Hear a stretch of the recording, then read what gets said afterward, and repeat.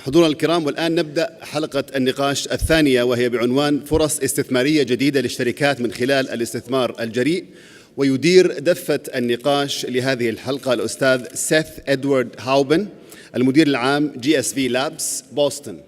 ويشارك في هذه الحلقة كوكبة متميزة من المتحدثين، وهم الأستاذ أندرو رومان، الرئيس التنفيذي والشريك العام لشركة روبيكون فينتشر كابيتال و7bc.vc، الأستاذ جو مورو، شريك لشركة Strategic Experience Design، والأستاذ محمد حومان، الرئيس التنفيذي لشركة فيرونوفا اي بي، والأستاذ سليمان الجبرين، مدير إدارة تمويل الشركات في هيئة المنشآت الصغيرة والمتوسطة.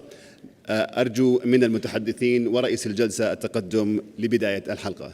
Gentlemen, please proceed to the stage to start your session. Thank you very much. رحبوا معي بالمتحدثين.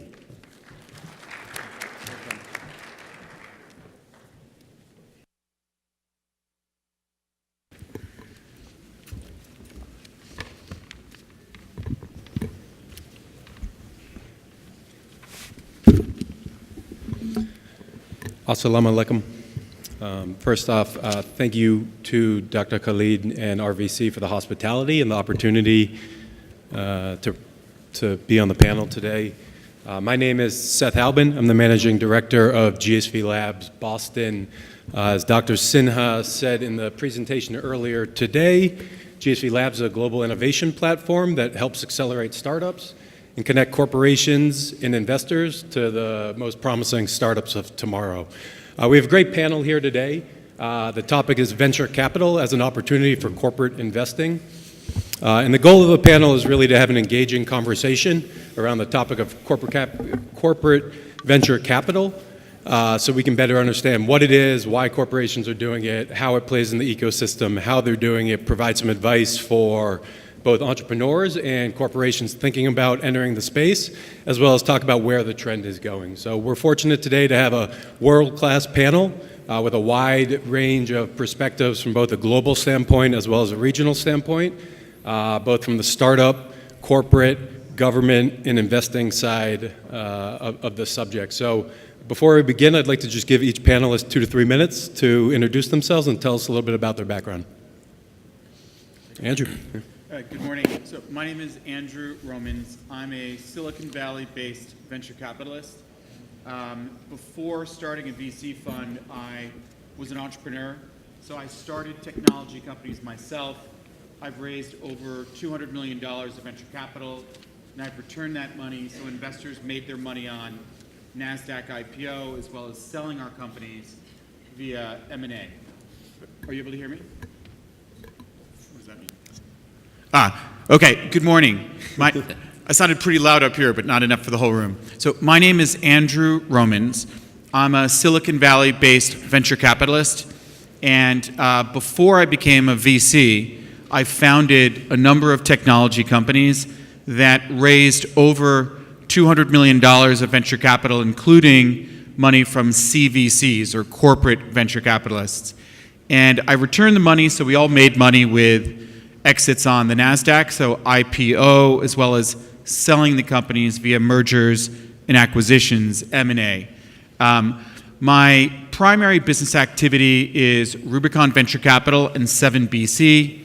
Rubicon Venture Capital is a broad, general ITC venture capital firm, so we focus on late-stage seed and Series A investing in tech companies.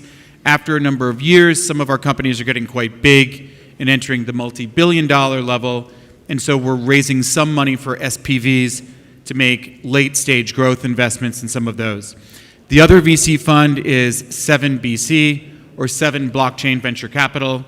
That fund is exclusively focused on the the blockchain sector, not investing in Bitcoin or crypto or anything like that, but just making equity investments into startups addressing that area. Beyond that, I'm a big believer of what Nikhil said earlier this morning of making a bridge between helping Silicon Valley companies do business in MENA and Saudi Arabia, and also bringing that bridge back and helping companies here access the ecosystem of big balance sheet buyers, VCs, and everybody else in the ecosystem where we are. So I do a lot of traveling. I'm heading straight to Tokyo. From here, I probably spend half the time internationally helping our portfolios grow and developing those relationships. So I'll close by saying this is my first trip to the KSA. I'm very excited to be here and learn about the history and the culture. And it's a first step in beginning to develop, relationships here, both in advising governments, VCs, any corporation with a venture capital program or setting one up. I've also written 3 books on venture capital, so this is one of them, Masters of Corporate Venture Capital. Happy to share copies. So thank you. Joe. Hello, everybody. Good morning. My name is Joe Morrow. My background is in entrepreneurship, in product management specifically. I founded Strategic Experience Design to focus on product management, strategy, user experience design. I work with a lot of startup teams. I work with corporates and accelerator programs. I founded my own venture-backed startup and work as a mentor and advisor for programs like GSV Labs as an entrepreneur in residence, and also for the Google Launchpad and other startup groups around the country and around the world. Lately, I've been working with Ernst & Young, the Big Four tax audit and compliance firm. I led an internal startup that was in the wealth and asset management space, and since then I've started working in the EY Ventures group. What we're doing is a little bit different, I think. We don't directly invest in other companies, but we do focus on bringing a product mindset or a startup mindset to product teams and other groups within the organization at EY. So, Assalamu alaikum. My name is Mohammed Humman. I'm an innovator and entrepreneur. First of all, I would like to thank Professor Badran and Dr. Khalid at the Riyadh Valley Company for inviting me to give the entrepreneur perspective on investing in SMEs. So my background is in research, medical research, virology. I patented my own research and developed the world's first fully automated and digitalized microscope. So we have disrupted the microscopy market. Our competitors sell microscope that can generate an image, and that's where we start with our image analysis software and digital cameras. We analyze big amounts of data, thousands of images, extract information, counting particles, measuring size, and compile it into reports. We work according to the standards of the FDA, compliance and regulatory, working mainly with the pharmaceutical industry. It takes up to $2 billion and take 15 years to develop a drug, and we help the pharmaceutical companies to cut the time and cost to market with our products and services. I'm also very much engaged in the Swedish-Saudi Chamber of Commerce, where we have received several government officials and companies from Saudi Arabia to look at the Swedish ecosystem of innovation and entrepreneurship. Last year, we had the honor of having His Excellency the Minister of Health visiting our state-of-the-art laboratories in Stockholm, and looking forward to contribute to this panel. Thank you. Suleiman Al-Jibrin. Since everybody is speaking in English, I suppose I'm going to speak as well in English. First of all, I started my career in the private sector, private equity investments. Then I moved to a family office, investing in the VC as well in the private equity.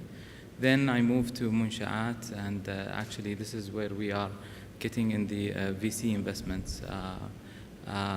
Part of the government private sector stimulus program, the Hayat al-Munsha'at or Munsha'at, the Small and Medium Enterprise Authority, established a Saudi venture capital company to invest in the VC. They allocated 2.8 billion riyals to invest in the VC companies. They actually had made 3 programs to invest in the Saudi VC ecosystem. The first program is the Matching Seed program, which actually co-invest with angel investors from 100,000 riyals to 1 million riyal. The second program is the micro VC, where they invest in with fund managers as an LP. And the third program, which is actually related with what we're talking here in the panel, or discussing in the panel. It's the matching co-investment program, where we invest or co-match with corporates and family offices, as well with sophisticated investors in the VC, from the VC from the seed stage till the pre-private equity stage. So Munshaat is managing this through the Saudi venture capital company. Wonderful. Thank you for the introduction. So, you know, in Nikhil's presentation earlier, he pointed out that corporate venture capital is one of the pillars of creating this entrepreneurial flywheel. And over the last 5 years, we've seen tremendous growth in the assets under management and the capital. So I just want the panel, we'll kind of go down the line and ultimately start with Andrew and go down the line of this question, but just to elaborate on why corporates are interested in investing in startups, why has this trended so substantially in the last 5 years, where the motivations come from? Sure. I mean, I think there's a perspective of what this means in a highly evolved ecosystem like Silicon Valley, and then what it means in countries and economies where it hasn't really taken off yet. I think that every large corporation that has over really $100 million of revenue should probably have some kind of corporate development M&A program. And they should probably have, if you have an M&A program, you should probably have a CVC, corporate venture capital program. I mean, if you could look at the Kingdom of Saudi Arabia as an economy and what percentage of the total GDP is coming from oil and gas related industries, it makes sense to diversify that, and that's a vision program. Even within a single company, a good example is Ericsson. Ericsson from Sweden, #1 in the wireless modulator industry. But we already have mobile phone networks, so they're #1 in a declining business. So what's their strategy? Go bankrupt or just get smaller? No, they want to diversify their products and services into something else. So they identified the data center as a place. So YouTube and Netflix, they need a lot of servers, and AWS. Why don't we sell stuff to those guys and not just, you know, the telecom operators? So they invested into VC funds, much like Suleiman's, mandate. They get into the VCs, they start picking the startups out of the portfolios of the VCs that are the #1 kind of Harvard, Stanford in the game, and then they co-invest, like you were saying. Great. I mean, we were talking before. I love the strategy, and then they buy. So they acquire a company, and they migrate and diversify from just being #1 but going down to new multi-billion-dollar revenue streams. So I think of this as very simple, really. M&A, buy companies, divest if it's not making sense, and take advantage of existing VCs that have been in it for 20 years, and then co-invest with us. And that's part of the bridge to go back and forth. From our side, we want to do business with large corporations. And I have to just stop to not take up too much time, but maybe the biggest opportunity of why you should do CVC, corporate venturing, is to make sure the large companies don't miss out on AI, blockchain, machine learning, and all these things of replacing humans and being more competitive. Look at the Japanese refusing to change, and look at the Chinese destroying Japan when it comes to manufacturing. I'll close with just a quote from, Bezos from Amazon is, "Do not be afraid of change, be afraid of not changing." Yes, I think from my perspective at Ernst & Young, we're not able to directly invest in companies in a venture sense because we need to maintain our neutrality. We need to maintain our ability to have an equal and neutral voice for all of our clients. And so from our perspective, like you were saying, I think that for us, it's a lot of mergers and acquisitions of a complete company, as opposed to disbursement of funds, direct investment, and so on. My focus with the company, as I mentioned, is in trying to bring a lot of the entrepreneurial perspective and a lot of maybe not the technology, but the way of producing that technology, or the way of thinking of failing fast, and those kinds of things that are really outside of the vocabulary of such a large company, and trying to bring that focus through different internal entrepreneurship and acceleration programs. You know, I hear so many people talk about failing fast, and as the VC, we don't want you to fail. We want you to not run out of money, frankly. Right. I'm just kidding. Good, Joey. Mohammed. So since I'm from Sweden, I haven't failed 3 times yet. Only success. Okay. I got afraid now. The first 2 are funny. The third one is you're out. Yeah, you scared me a little bit. So my perspective here on corporate venture capital, what is it that the big corporates don't have that the SMEs have? So it's new technology, new business models, new talents, maybe not only individuals, but teams. And usually the SMEs that big corporates invest into are spin-offs from universities. What can the SME benefit from an investment from a big corporate? Of course, it's the brand name, if you share the market, if you share the customers, but this is also the complexity. If you're an SME and you're collaborating, maybe you want a partnership with a big corporate. Once they invest, it's actually a first stage in what Andrew explained as M&A strategy. So big pharma companies, for example, my market, they spend billions of dollars in R&D. And it's very easy for them to spend billions of dollars on M&A, mergers and acquisition, as a complement to that strategy.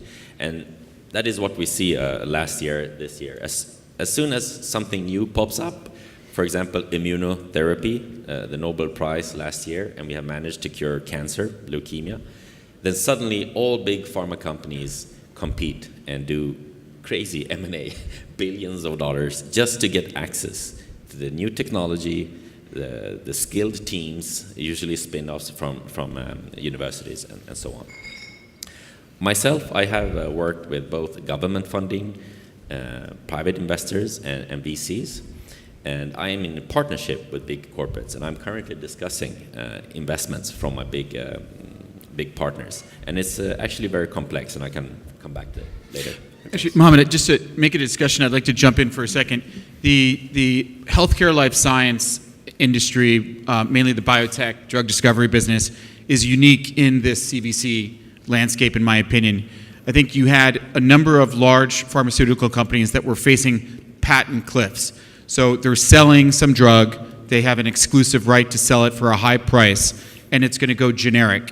And so they know their multi-billions coming in is going to really go down, and they know exactly when.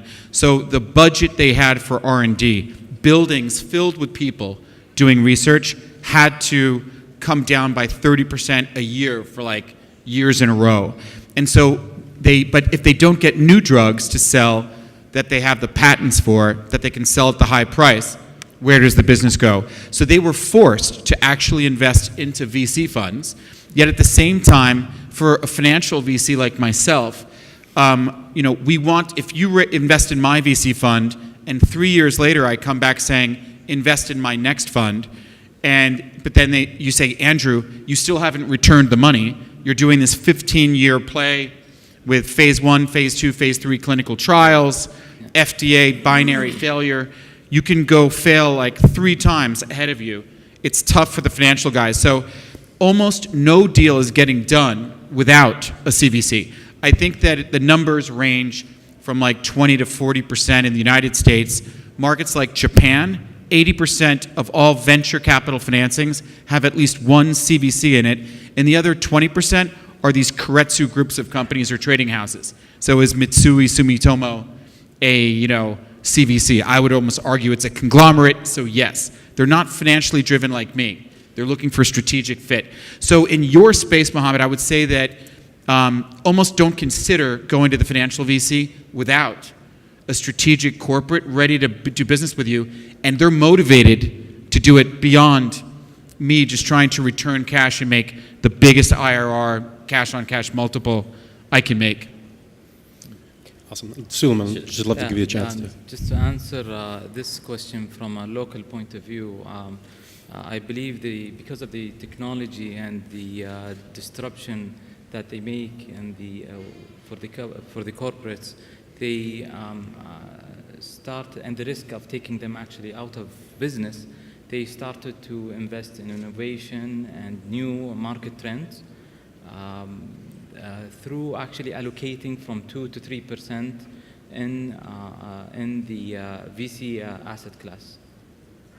Wonderful. And to just kind of follow up on Andrew, what you just pointed out, which is this: how is corporate venture capital different than traditional venture capital in this financial returns versus strategic returns? Yeah. And Suleiman, we'd love to just kind of start with you as you invest in both sides, but how you kind of view this. What's the priority? What's the goal when a CVC invests? How do you think about the relationship between strategic and financial? Yeah. Suleiman. Okay. Well, actually, I believe it's actually from both sides, from a financial point of view and a strategic point of view. The financial, actually, you're adding a new revenue stream to the corporates, and as well from a strategy point of view, they're actually entering new markets and so on. I think in the non-corporate world, in the world of classic finance, it's risk and reward. If I'm investing early as a VC, there's a risk that it could go wrong, I could lose all my money, and it'd take a long time. Yeah. So my minimum expectation is a 10x return on a high-risk investment. If I'm investing later stage into a high-growth company, it is low risk, and it's going to exit faster. I'm expecting a 4x return. So that's risk-reward in the classic world. Exactly what you said. In the CVC world, it's typically financial return and strategic return. And most corporates will say, oh, we're so big, we don't care about financial return. Yeah. And we were having this conversation. I think you should. If you run that business unit and no one cares about financial return, they only want strategic return, yeah, it's hard to demonstrate. Whereas if you say to your chief financial officer, we invested $1 billion, dollars, and we returned $3 billion, why would you cancel my program? I'm giving you free, zero-cost R&D, but if you went too heavy on strategic, it's hard to defend yourself in an economic downturn, change of a CEO. Yeah. The average CVC lasts for 4 years in the world. That's not a long time in a biotech life cycle or even my life cycle. So Joe, just real quick in regards, obviously at EY, the financial return is out. So how you think about it kind of from the strategic side only and how you can really execute that? Sure. I think that from the strategic standpoint, what we benefit from is, and I think in a lot of large companies like ours, we're really behind the curve in terms of innovation internally. And so the types of investments, the types of companies, the types of innovations that we're looking at really are a lot of artificial intelligence, a lot of those kinds of speeding up the kinds of things that we do so that we can bring them to market for our clients. And in that way, we really need to align the strategy of the companies that we're investing in with the existing business, with the existing business units. And so it's a very rare, very specific, very high leverage opportunity that we'll take when we are doing an external acquisition. When we're focused on internal teams, our internal teams are a lot closer to our business units. A lot of the good ideas that we are incubating internally are coming directly from a client engagement or coming directly from somewhere where we know that there is a solution market fit or a problem solution fit, something like that, an early stage indicator that this is going to be a good idea for our business. And so we tend to focus more on those internal groups, those internal teams that might be closer to commercialization for our business. Yes, I would like to elaborate on what was said about financial return and other strategies in corporate venture capital. For example, the market where I'm active is very fragmented or segmented. We have one kind of companies producing the big microscopes like Hitachi, another company making digital cameras, Olympus, and then my own company, we make software which is integrated in both the camera and the hardware. So the Hitachi, the big manufacturer of hardware, they look at us and they don't want to become a Kodak like we heard about this morning. So what should they do? They should either buy me or collaborate with me. So we chose to collaborate with them and put our software on their machines. What did we do with the digital camera companies?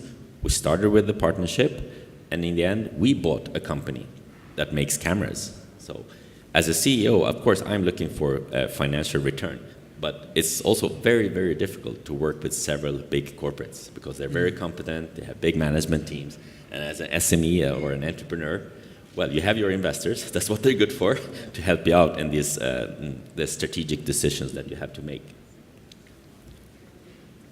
Got it. And just to kind of elaborate on that, so if you put yourself in an entrepreneur's shoes who was evaluating between the option of traditional venture capital or corporate venture capital, just some of the pitfalls to potentially avoid or some of the things to screen or things to think about when engaging in that conversation.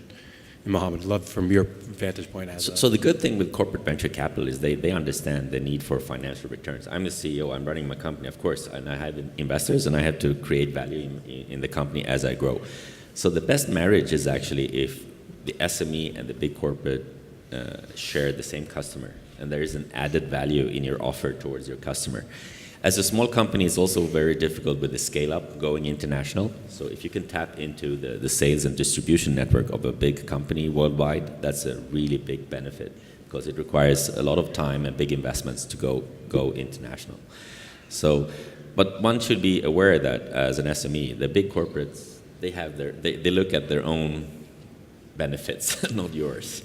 So that's what you have to be cautious about. And they always have in mind a full acquisition, which is good for everybody usually.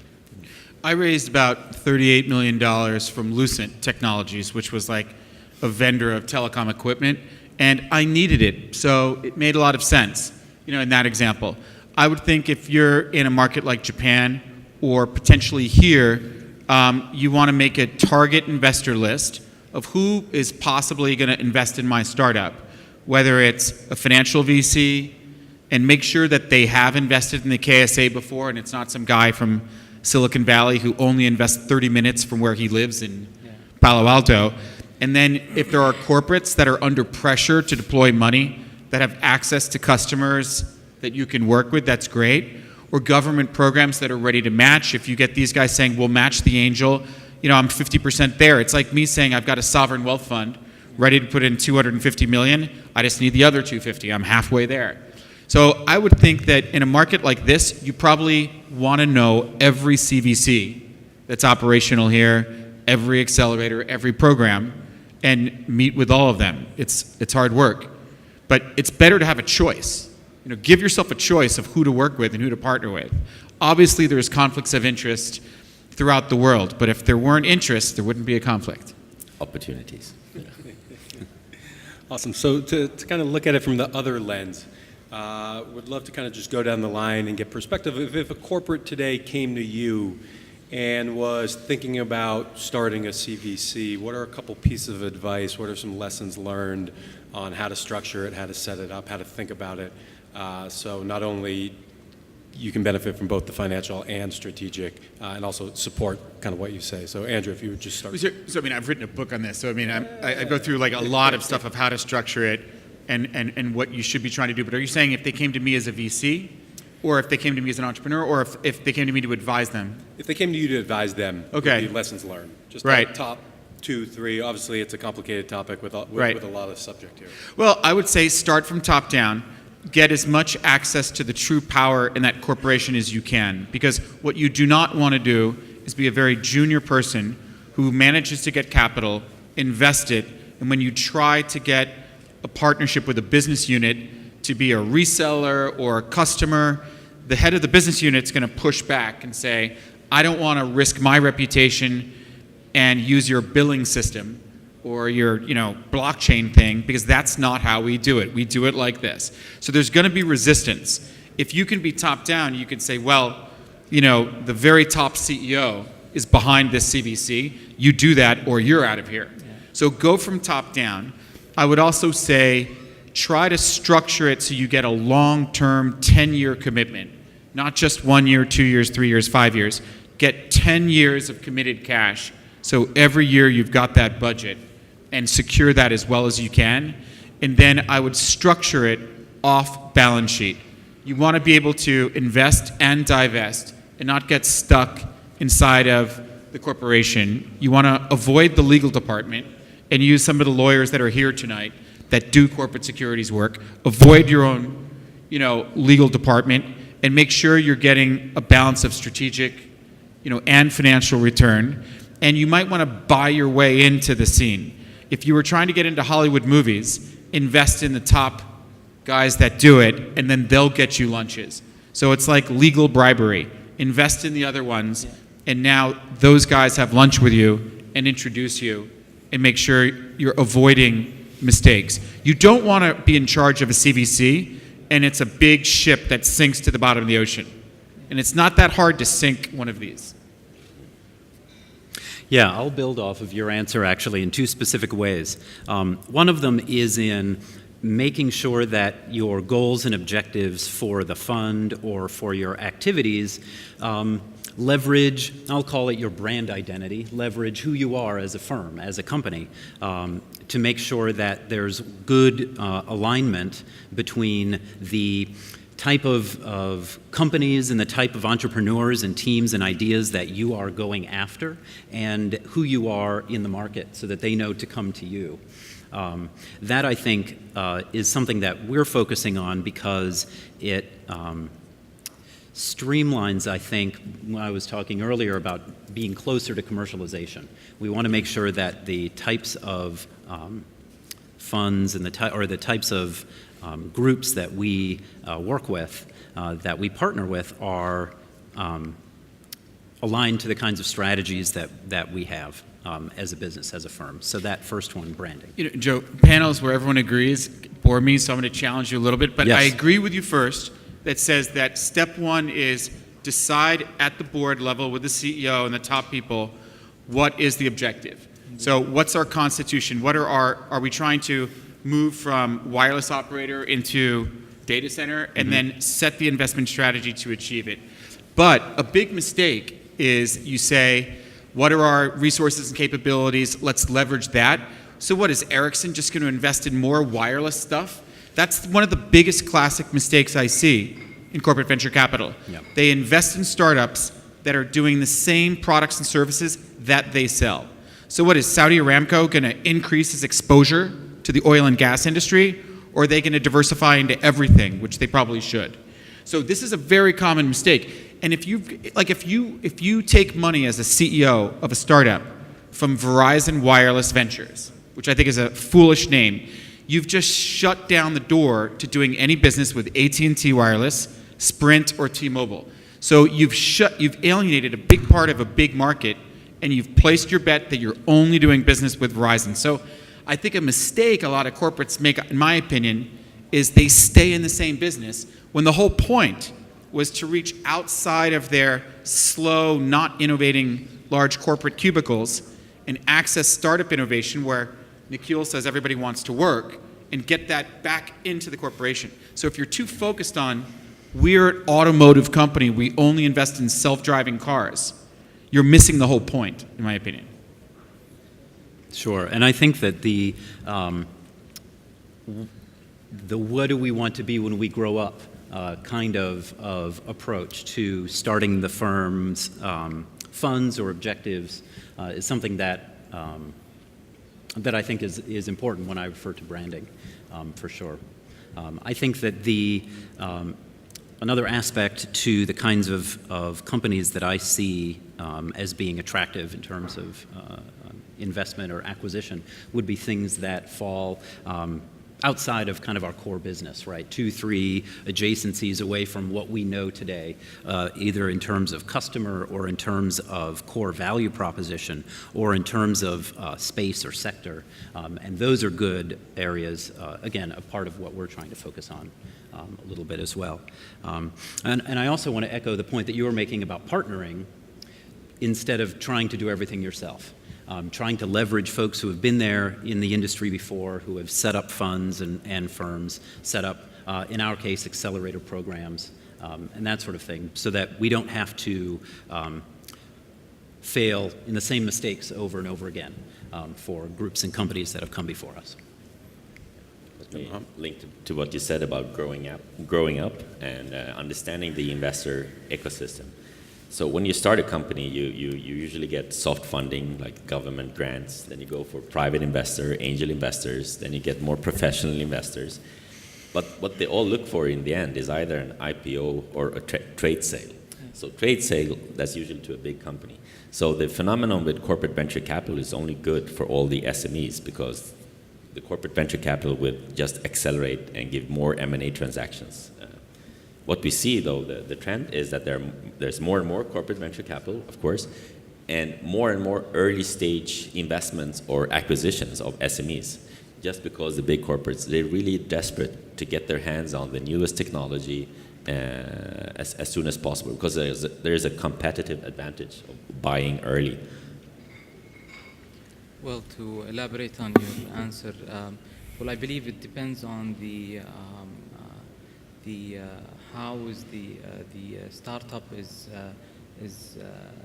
in the sector, and how strategic is they look at it from a point of view. I believe that they have to look at it from the corporates. They need to look at it from a non-financial point of view in order to make the investment.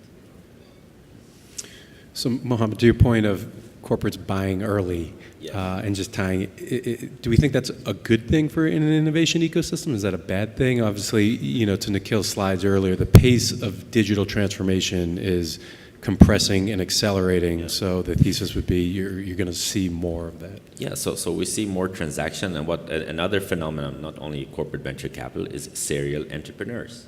Because it's a certain skill set to be an entrepreneur, to start up a company, commercialize science and all that. We heard about that earlier. It's not only about patenting something, to also commercialize it. So for example, the US, always in the front line, the universities there, like the Stanford model, they started early with having, at the universities, they helped their researchers to out-license their research as soon as they had a patent. That was the early stage. Nowadays, you can see, for example, in my sector, in pharmaceuticals, universities are taking a pharmaceutical all the way to clinical phase 2, because you have a university and a hospital next to each other. And this is making the universities filthy rich. So what we see is that universities and big corporates are trying to collaborate more and more, and jumping over the stage of SMEs and corporate venture capital as well. Well, Mohammed, I would say that also the large pharmaceutical companies are spitting out orphan projects. So projects they were supporting that they no longer do, they're spitting it out to VCs. Sometimes they were LPs in it, and they're almost forcing them, out. But to address your question, Seth, I would say in ancient times of the 1990s and early 2000s, you would see CVCs not come in at pre-seed or seed or late seed or A, maybe not even B. They come in the Series C round. So you raise your startup money from angels, VCs, and then when it's really scaling up, you bring in a huge partner where the business unit is no longer resisting because it works and you've got lots of revenue. And if you can get into E&Y, who got their plugs into everybody, that's great scale. That's CVC making sense. But in the new world of Instagram and Skype, world travels fast. So it's no secret you're not accessing holy grail of technology if you're getting in the Series C round. So the corporates that want competitive advantage, that want to see ML, AI, blockchain, and stuff faster, they need to go down earlier. And it creates tension between the BUs, and it's dysfunctional. But they got to go in earlier. And a lot of startups can be launched for less money now than what it cost in the past. And so if they can get earlier, even getting into accelerators and stuff, they can acquire companies just for the team.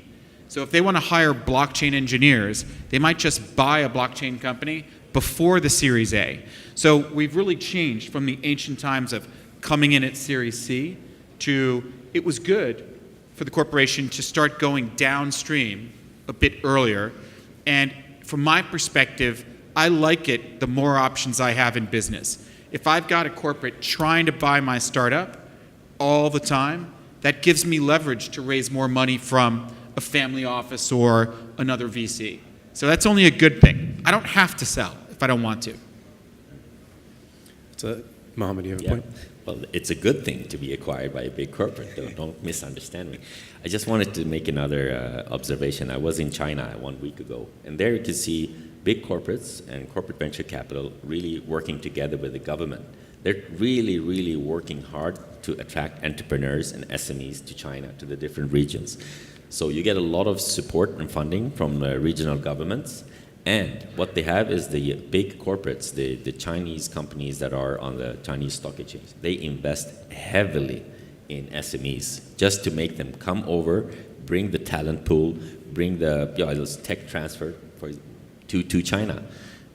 So for each and every big American company we heard about earlier, like Facebook, Instagram, so there is a Chinese counterpart like the Alibaba and Tencent and WeChat and all that. So they're really coming very, very fast, and the trend with corporate venture capital is strong in China.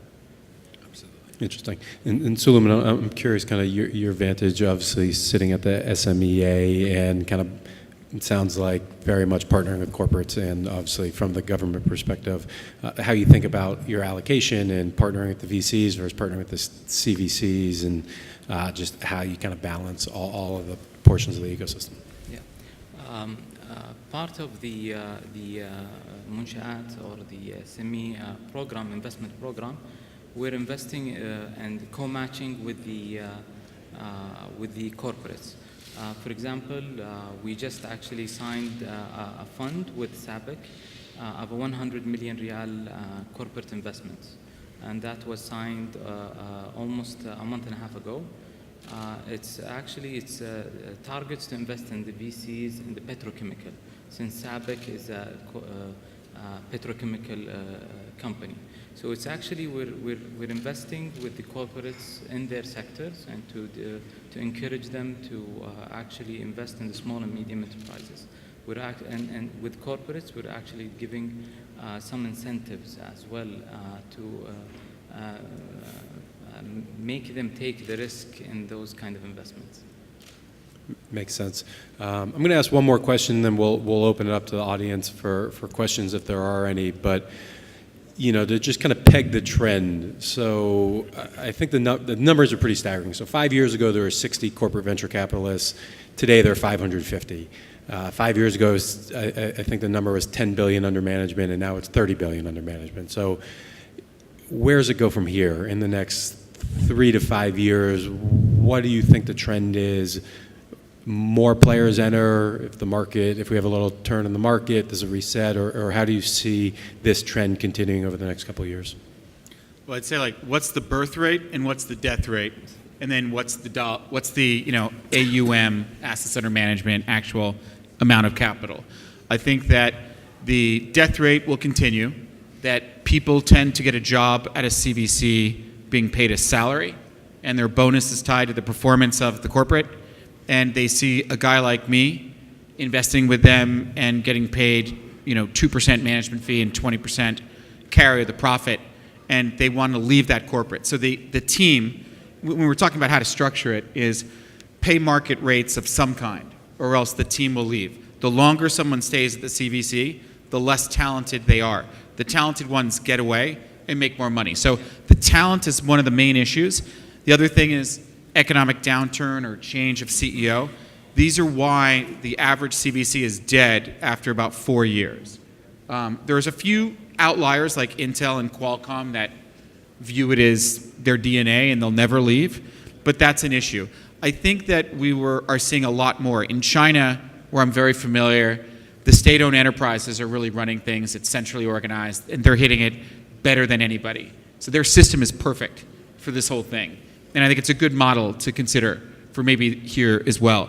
So a place like China is getting a real ecosystem going, like nobody else could, and they're doing great. So the amount of AUM out of there is crazy. So total dollar value, whatever euro value is up, it's going to get bigger and bigger and bigger. But you'll see a lot of turnover in the specific programs. And if you watch the individual people, unless they're getting paid, they don't stay. Once they've been in VC for a couple of years, they'll find a way to get paid more for their family. I think that in terms of the future, in what I'm looking at and what we're working towards is better integration, I think culturally, with the programs and the groups that we might acquire. Bringing them in and having our entrepreneurs and having our internal teams also learn from the groups that we bring in the door. I think there's a substantial challenge to, especially large firms that are not set up to support product-based companies or startups, to be able to align the kinds of resources and incentivization programs and other motivators to be able to make the acquiring company be a good fit for the startup. I know that's something that we're working towards improving, and I can see how that would improve the future opportunities for the types of companies who might be looking at a corporate VC. Yeah, I also see that the trend that everything is going faster. What we can see is that both governments and big corporates will compete for new technology and talent in the future. So I hope there's more and more collaboration all over the ecosystem, from innovation to commercialization of science to being bought by a big company or attracting investment that would benefit everybody, so to speak.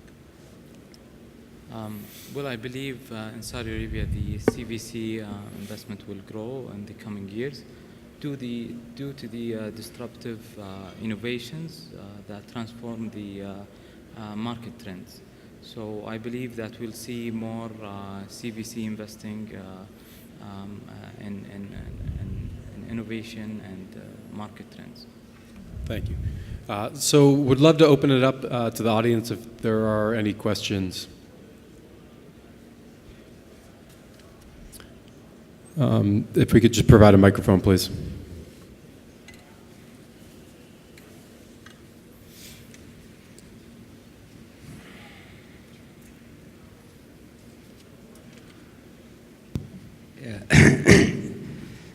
My name is Engineer Majid. Thank you for the panelists for this excellent presentation. Actually, it's not a question, but I'm just trying to link the dots together. You mentioned that you are investing mainly in the blockchain, or you are searching for a blockchain opportunities. A blockchain, according to my understanding, is the main issue for the digital age and the digital transformation. And the digital economy, according to the latest studies, will be reaching $100 trillion at 2025. And now it is $15 trillion. In the United States, the digital economy accounts almost more than 50%, which is $9 trillion. Here in Saudi Arabia, we have a vision 2030. And we, in that vision, designed 13 programs. And today, they say it's a historical day that they launch the most important program. They call it the National Industrial Development and the Logistic Program. And that program consists of 4 sectors. It is industry, mining, logistic, and energy. And it consists of $400 billion, or more than 1 trillion riyal. And today they will launch $20 billion. So part of my question, I'm just giving you the full picture in order to tell you where I'm shooting. Part of that, there is a digitalization program. And part of that digitalization program, there are different sectors. It is in industry and it is in transport and so on. There is a big opportunity in Saudi Arabia for the digitalization age. It is just an emerging market. And digitalization is training, infrastructure, and cybersecurity. Are you investing in the infrastructure for the digitalization in the blockchain the fourth industrial revolution, it is 3 waves from 2009 till 2016, and that is a blockchain currency. But now we are talking asset blockchain. So are you considering this? Thank you. So to just kind of bring that back to the topic and what the question kind of ultimately is asking is, what do you see as those next trends that are corporates really kind of keeping their eye on? What, if you had to just list 3 up-and-coming technologies, and we'll cover this more in depth tomorrow with the VC trend conversation, but what are those cutting-edge digital technologies that are really going to be on people's radar coming up? Mohammed. So I think to answer the question short and directly, the biggest and most important thing now is the 5G network. So, and this is where the big competition is taking place between, for example, China and US. Blockchain is just one of several interesting technologies, but to have the infrastructure, it's all about 5G. I don't know if I would necessarily agree with Mohammed on that. I think that's one of many interesting topics. I think at a high level, if you look at a value chain of how business is done or how government is done or how anything is done, there's people involved in doing something. And a lot of times you can replace that human with software that does the job better than he or she does, and you don't have to pay them. And it can run 24/7 and learn instantly and be faster. So I think that artificial intelligence, AI, machine learning are huge. I think that the more you learn about blockchain, the more you understand it. And I think that almost every industry is going to happen on the blockchain. The idea that someone is selling widgets or some product and you agree how much to pay me, like my publisher pays me a certain amount of money after books are sold in China or in Russia or in English, and I have to trust them on how many books were actually sold and what's my percentage I get. And then when they say this is how many books were sold in China, but who knows how many books were actually sold in China. Once you put these application protocol interfaces onto a blockchain, and I've invested in companies that can do it like overnight, then I have no problem to trust my publisher. I know they cannot tamper with the data. The same thing will apply to every physical property asset, intellectual property asset, enforcement of contracts with software-driven smart contracts. The idea that fintech is not on the blockchain is like doing a private equity deal with a pencil and paper and no spreadsheet. So I think that there's so much tech that's going to completely change businesses. The opportunity for corporate venture capital is protect your existing business first and then look after opportunities. So there's offense and there's defense. Think in both terms to win. Awesome. That seems like kind of a great close on what was, an eye-opening panel. Thank you for your time and your perspective. Shukran, thank you. And that's all. Thank you, Seth. Thank you very much.